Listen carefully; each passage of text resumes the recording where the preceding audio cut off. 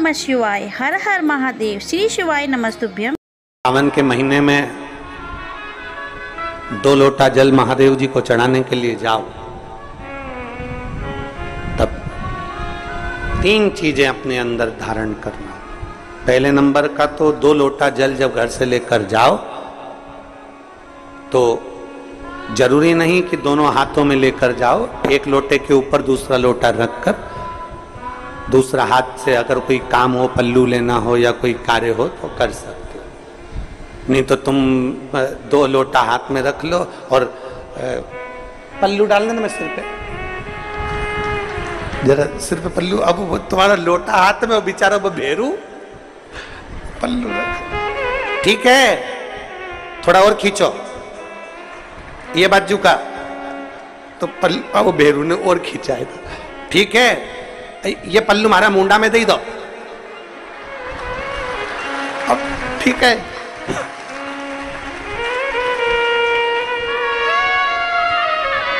और थोड़ी दूर चली और याद आ गया, ओ बाप, इतने में भेरू ने कहा क्या हो गया, क्या हुआ? वो हमारे फूल माला की पन्नी तो वहीं रह गई, जरा उठाओ उठाओ जरा, ये ले, कमर में खोसी दो, खोच कमर में पन्नी।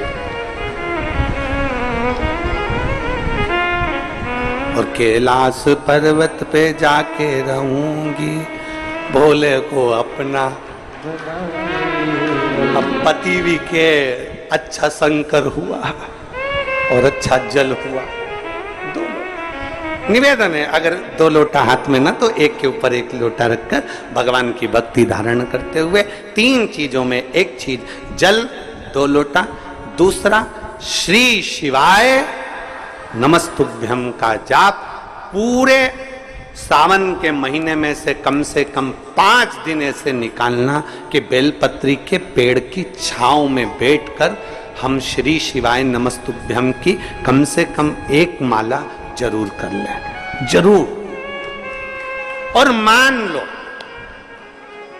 लो अगर बेलपत्री का पेड़ नहीं मिले, तुम्हारे आसपास में नहीं मिले, तो फिर एक काम करना, शंकर जी के मंदिर की बेलपत्र मिली जाए, उसको सिर पे, हमारे यहाँ कहते हैं आंवले के वृक्ष का जब आंवला नोमी आती है ना, तो आंवला नोमी आती है और आंवले के पेड़ के नीचे जाकर भोजन नहीं कर सकते, आंवले के वृक्ष के नीचे नहीं जा सकते, तो आंवले के वृक्ष की पत्ती को सिर पे रख के भोजन कर लो, तो कहते हैं कि हजारों अश्वमेध यज्ञ के पुण्य के बराबर, भंडारे के बराबर भोजन प्राप्त हो जाता है। आंवले के वृक्ष की पत्ती, तो वो बेलपत्र भी मस्तक पर बाबा को प्रणाम कर कर फिर वही बेलपत्र का आनंद करते हुए भाव से उस बेलपत्र को मात्र शीश से लगाई लिया ना, मस्तक पर चढ़ाई लिया ना, तो भी भगवान की अविरल भक्ति प्राप्त हो सकती है, अविरल। और मान लो बेलपत्र भी ना मिले तो बेलपत्री के वृक्ष की थोड़ी सी मिट्टी अपने मस्तिष्क पर लगाकर, मस्तक पर चढ़ाकर भी हम जाप कर सकते हैं। बेलपत्र के वृक्ष की मट्टी का भी चंदन हम लगा सकते, चंदन।